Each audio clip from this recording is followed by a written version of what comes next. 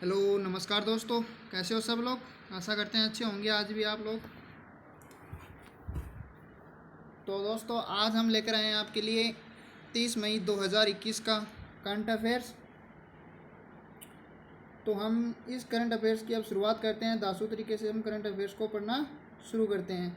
तो दोस्तों मैं आज आपके लिए लेकर आया हूँ मोस्ट इम्पोर्टेंट क्वेश्चन, कुछ 10 मोस्ट इम्पोर्टेंट क्वेश्चन जो हाल ही में चल रहे हैं हमारे दैनिक जीवन में, जिनका हाल ही में आने वाली एग्ज़ामों के लिए बड़ा महत्व है। तो वो 10 क्वेश्चन आपके लिए लेकर आए हैं। उन 10 क्वेश्चनों में से भी आपको 10 क्वेश्चन और मिल सकते हैं। तो दोस्तों पूरा वीडियो ध्यान से पढ़ना और शुरू से लेकर एंड तक पूरा वीडियो देखें। बिना स्किप किए हुए देखोगे तो अच्छा समझ में होगा। और पीछे का जो करंट अफेयर्स की जो वीडियो मैंने डाल रखे हैं उनको देखना ना भूलें, क्योंकि उनमें भी कई क्वेश्चन से इतने इम्पोर्टेंट हैं कि वो आने वाली परीक्षा के लिए आपके लिए बहुत उपयोगी हैं। ठीक है दोस्तों, तो अब बिना देरी भी किए हुए हम शुरू करते हैं आज का पहला क्वेश्चन। आज का पहला क्वेश्चन है, किसने पुडुचेरी में रहने वाले सभी परिवार वालों के लिए 3000 लॉकडाउन राहत के लिए घोषणा की है। अर्थात जो 3000 रुपये हैं जो कोरोना में जो परिवार को कोविड-19 ने खतरा पहुंचाया उस परिवारों के लिए प्रतिवर्ष 3000 रुपये पर परिवार के लिए, ठीक है, सॉरी, प्रत्येक परिवार के लिए 3000 रुपये राशि किसने मंजूरी की है। ये की है पुडुचेरी के मुख्यमंत्री कौन है, एन रंगास्वामी। तो ये भी याद रखना कि पुडुचेरी के मुख्यमंत्री कौन है, एन रंगास्वामी। अर्थात इनका सीएम कौन है पुडुचेरी का, एन रंगास्वामी। ठीक है दोस्तों, तो पुडुचेरी के मुख्यमंत्री जिनके अनुसार लॉकडाउन के कारण जो प्रभावित परिवार हैं उनको आर्थिक मदद करना उनका लक्ष्य बताया गया है। उन्होंने इसके लिए जो वहाँ के मुख्यमंत्री हैं उन्होंने 3000 रुपये राशि पर सभी परिवारों को दी जाएगी। आपको बता देता हूँ कि जो मुख्यमंत्री एन रंगास्वामी ने बुधवार को ही, कब है, बुधवार को ही विधायक का शपथ ग्रहण पद किया है। अर्थात उन्होंने बुधवार को ही विधायक के रूप में शपथ ग्रहण करने के बाद ये ऐलान किया था कि उन्होंने जो कोरोना के कारण जो लोगों को विपदाएँ आए उन लिए प्रत्येक परिवार को 3000 रुपये की राशि दी जाएगी। ठीक है, तो उन्होंने बताया कि लगभग यहाँ पर 3,50,000 राशन कार्ड धारक हैं वहाँ पे पुडुचेरी में। तो इसके लिए सरकार ने उन्हें कितने रुपए का खर्च होगा, 105 करोड़ रुपए का। ठीक है, तो उन्होंने बताया कि प्रत्येक परिवार को 3000 रुपये देंगे तो सरकार का टोटल कितना खर्च होगा, 105 करोड़ रुपये। ठीक है दोस्तों, आपको इन्हीं के साथ हम बता देते हैं कि जो पुडुचेरी में कई स्वयंसेवी संगठनों और राजनीतिक दलों के नेताओं ने लॉकडाउन के दौरान वहाँ के लॉकडाउन में पुडुचेरी के स्वयंसेवी संगठनों और जो राजनीतिक दल के नेता हैं ना, उन्होंने लॉकडाउन के दौरान गरीब लोगों को पके हुए भोजन दिए और उन्हीं के साथ साथ उन्होंने किराने का सामान और सब्जियां उपलब्ध करवाई थी। ठीक है दोस्तों, तो ये उनके लिए एक अहम काम है वहाँ की सरकार के लिए। ठीक है, तो अगला क्वेश्चन हम स्टार्ट करते हैं फिर। तो दोस्तों ऐसा समझ में आ रहा है, कोई भी प्रॉब्लम हो तो कमेंट कर दिए। अगला क्वेश्चन है, भारत में पहली बार किस देश के फूल के पौधे को वैज्ञानिक रूप से दर्ज किया गया है। तो ऐसा कौन सा पौधा है जिसमें कौन से देश का कौन सा पौधा है जिसको भारत में पहली बार कौन सा वैज्ञानिक रूप से दर्ज किया गया है। तो यह कहाँ का पौधा था, ये एक विलुप्त प्रजाति है, कहाँ की, अफ्रीका की। और कौन सी प्रजाति है, वायलेट। ठीक है दोस्तों, तो वायलेट एक लुप्त प्राय अफ्रीका फूल वाला पौधा है।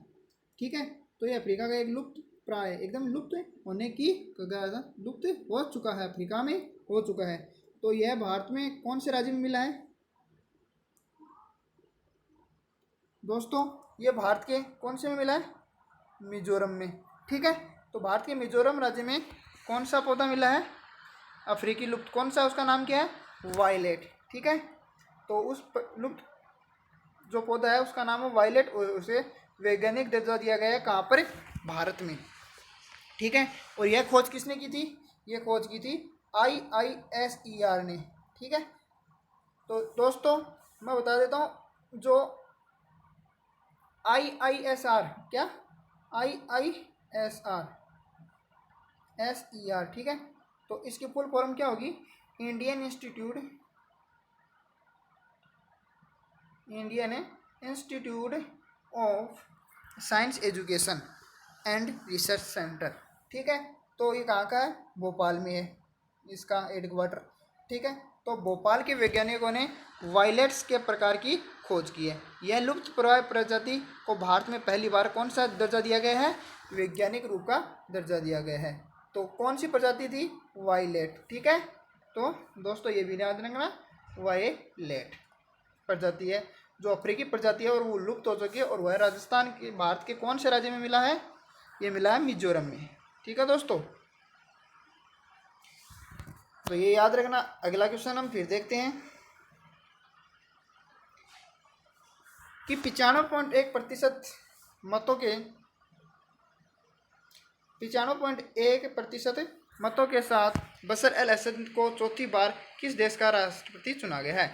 बशर अल असद, तो नाम से लगा होगा कि ये कहाँ के राष्ट्रपति चुने गए हैं? सीरिया के। तो दोस्तों ये बशर अल असद कहाँ के राष्ट्रपति चुने गए हैं? सीरिया के। ठीक है, और ये कौन सी बार चुने गए हैं? ये चुने गए हैं वहाँ के चौथी बार। और अब की बार उन्होंने कितने वोटों से विजय प्राप्त की?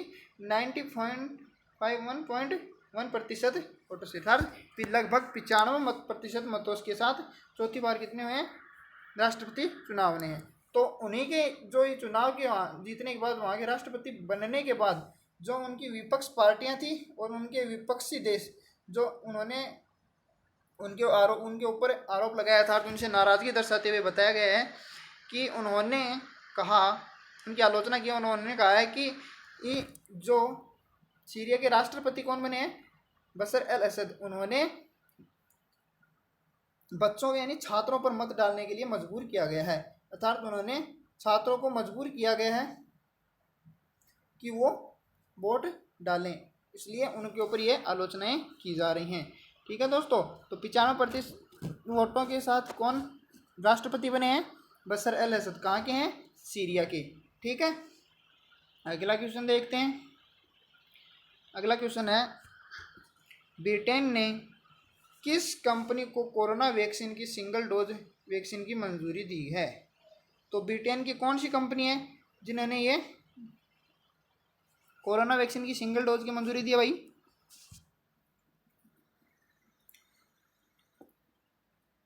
कौन सा देश है भाई, बताओ कौन सी वैक्सीन को मंजूरी दी है? जॉनसन एंड जॉनसन को। ठीक है, तो हाल ही में कौन सी को दी है? Johnson and Johnson.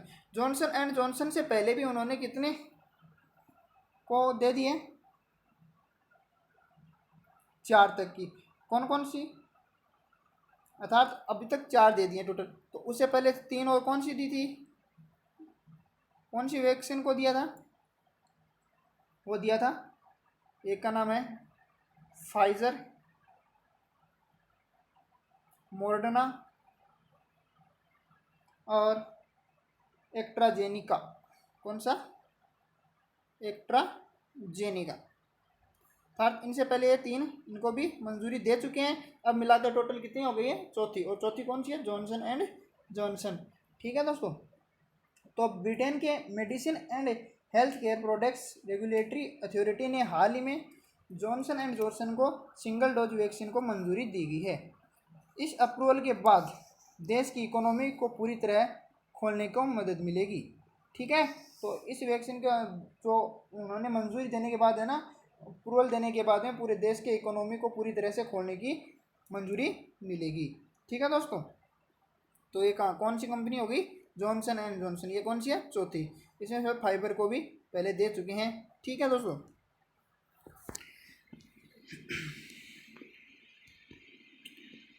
तो अगला क्वेश्चन है आज का 5 नंबर कि 29 मई को विश्व भर में कौन सा दिवस मनाया जाता है? तो 29 दिवस को विश्व भर में कौन सा दिवस मनाया जाता है? तो दोस्तों 29 मई को विश्व पाचन स्वास्थ्य दिवस एवं इसी के साथ में माउंट एवरेस्ट डे और अंतर्राष्ट्रीय शांति दिवस भी मनाया जाता है। ठीक है दोस्तों, तो इस जो विश्व पाचन स्वास्थ्य दिवस है, इस दिवस की शुरुआत WUGO और वह कौन है, WUGO और WUGOF के सहयोग से की गई है। इस दिवस का उद्देश्य क्या है? इस दिवस का उद्देश्य यह है, विश्व पाचन स्वास्थ्य दिवस का उद्देश्य यह है कि पाचन संबंधी रोग और विकार के विषय में जन जागरूकता फैलाना। क्या है? जन जागरूकता फैलाना। किसके विषय में?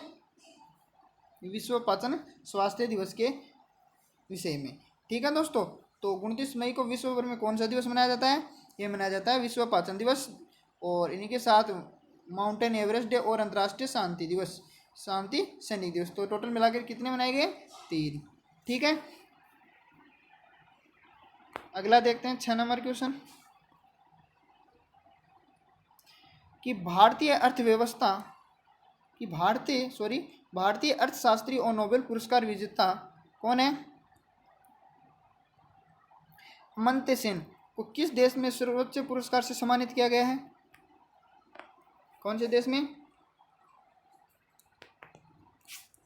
स्पेन में। ठीक है दोस्तों, कि अर्थशास्त्री और नोबेल पुरस्कार विजेता को कहाँ पे किया गया है? अमर्त्य सेन में। और उन्हें स्पेन में क्यों किया गया है? उन्हें किस पुरस्कार, सर्वोच्च पुरस्कार से, स्पेन के सर्वोच्च पुरस्कार से सम्मानित किया गया? क्यों किया गया? किस कारण किया गया? उसने क्या कार्य किया कि उसे सम्मानित किया गया? तो बता देता हूँ कि उन्होंने सबसे प्रसिद्ध कार्य क्या किया था? जो गरीबी है और अकाल, उन्होंने यह कार्य किया था कि जो गरीबी और अकाल के लिए चुना गया है, कि उन्होंने जो गरीबी और अकाल में उन्होंने अपने अहम कार्य किए थे, उन्हीं के चलते हुए उन्हें कौन से स्पेन में किस प्रकार से सम्मानित किया गया है? सर्वोच्च पुरस्कार से। तो बता देते हैं कि स्पेन में हाल ही में कितने देशों के, 20 देशों के कितने सदस्य हुए थे शामिल? 41 उम्मीदवार शामिल हुए थे। ठीक है, तो स्पेन के सर्वोच्च पुरस्कार कौन सा है? प्रिंसेस ऑफ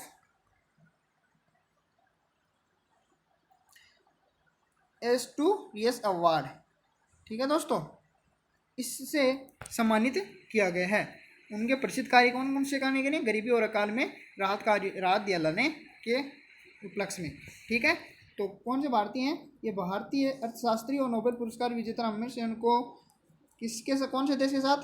स्पेन में सर्वोच्च पुरस्कार से सम्मानित किया गया है। आज का 7वां क्वेश्चन देखते हैं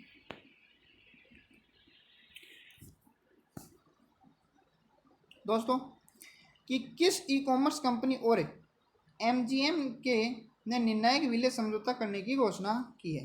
तो किसने की है? ये हमारी कंपनी की है, अमेजन ने। ठीक है दोस्तों, तो बता देता हूँ कि जो अमेजन कंपनी और MGM ने निर्णायक विलय समझौते करने की घोषणा की गई है। ठीक है दोस्तों, तो इसके तहत जल्द ही, इस जो समझौता हुआ है इसके तहत ही अमेजन कंपनी जल्द ही कितने की हो जाएगी? 8.5 अरब डॉलर में MGM जो है का अधिग्रहण करेगी। ठीक है, इसको ग्रहण कर लेगी। तो उन्होंने बता देता हूँ कि जो MGM है ये क्या है? एक स्टूडियोज है। ठीक है, और इसकी शुरुआत कब हुई थी? इसकी शुरुआत आज से लगभग 97 साल पहले हुई थी। किस दिन हुई थी? ये हुई थी 17 अप्रैल 1924 को हुई थी। ठीक है, तो इनकी शुरुआत किसने की थी? ये भी इम्पोर्टेंट क्वेश्चन बनता है यहाँ पर। तो इसकी शुरुआत 2 व्यक्तियों ने की थी। तो एक तो थी किसने?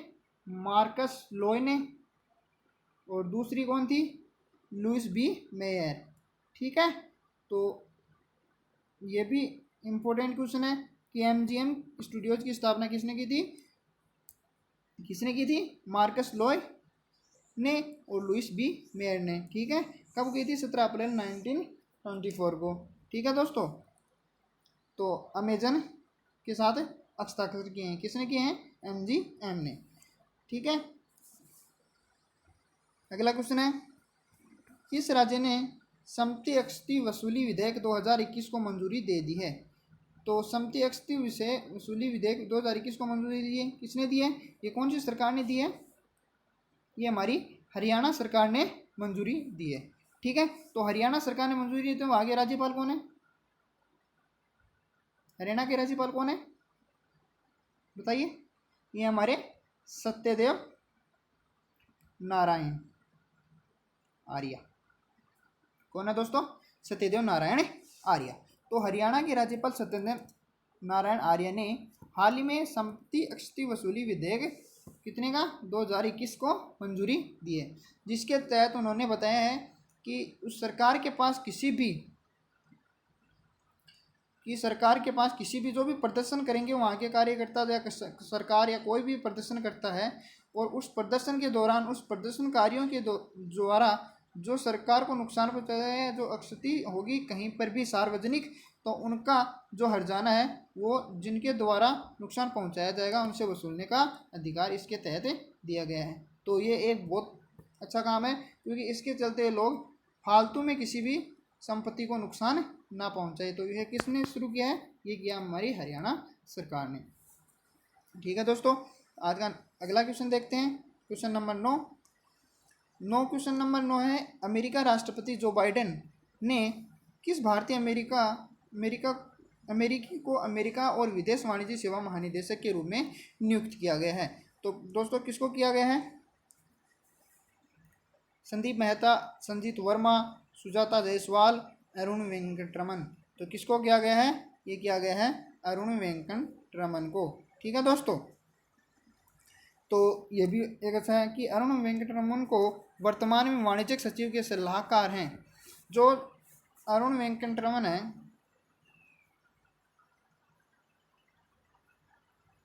ठीक है, अरुण किसी कौन है? वाणिज्यिक सलाहकार। ठीक है, तो बता देते हैं कि वर्तमान में वाणिज्यिक सचिव के सलाहकार कौन है? अरुण वेंकटरमन ने। ठीक है, उन्होंने अंतर्राष्ट्रीय व्यापार, जो अंतर्राष्ट्रीय जो व्यापार होता है, तो उन्होंने अंतर्राष्ट्रीय व्यापार के मुद्दों पर जो सलाह दी जाती है, सलाहों के बारे में उसे कितने साल का एक्सपीरियंस है?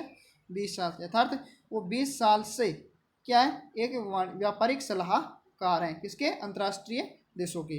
ठीक है दोस्तों, अगला क्वेश्चन देखते हैं। तो अमेरिका राष्ट्रपति जो बाइडेन ने किस भारतीय अमेरिकी विदेश महानिदेशक रूप में नियुक्त किया गया है? ये किया गया है अरुण वेंकटरमन को। ठीक है, आज का लास्ट और इम्पोर्टेंट क्वेश्चन हम देखते हैं। बहुत ही अच्छा क्वेश्चन बताया जाता है ये, और आशा करता हूँ कि अच्छा ही होगा। तो ये पढ़ लेते हैं हम, कौन सा है? किस अभिनेता को यूनाइटेड नेशंस की एनवायरनमेंट और बॉडी में एम्बेसडर पद से हटा दिया गया है?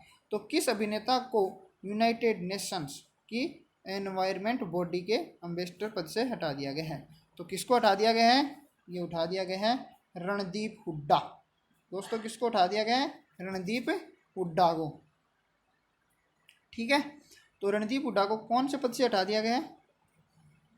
United Nations and environment body के जो एम्बेसडर से पद से उन्हें हटा दिया गया है। तो बता देते हैं कि वर्ष 2020 जो फरवरी वर्ष 2020 में 3 वर्ष के लिए संयुक्त राष्ट्र पर्यावरण संधि के तहत, इन 3 वर्ष का जो संयुक्त राष्ट्र पर्यावरण संधि हुई थी उनके तहत जंगली जानवरों की, जो जंगली जानवर है हमारे, जंगली जानवरों की प्रवासी प्रजातियों के संरक्षण के लिए एम्बेसडर के रूप में चुने गए, जो एम्बेसडर के रूप में चुने गए थे। कब गए थे? 2020 में। ठीक है, तो हुड्डा का एनवायरनमेंट बॉडी के एम्बेसडर पद से हटा दिया गया है, अर्थात उन्हें अब वर्तमान में इस पद से हटा दिया गया है। तो दोस्तों क्वेश्चन आपको समझ में आ गए होंगे कि किस अभिनेता को यूनाइटेड नेशन की एनवायरनमेंट बॉडीज के एम्बेसडर पद से हटा दिया गया है? ये उठा दिया गया रणदीप हुड्डा को। ठीक है गाइस, तो आज का वीडियो हम यहीं समाप्त करते हैं। आशा करता हूँ कि आपको अच्छा लगा होगा। अगर अच्छा लगा हो तो शेयर एंड सब्सक्राइब करना ना भूलें। दोस्तों आपका दिन मंगलमय हो। जय हिंद, जय भारत, धन्यवाद।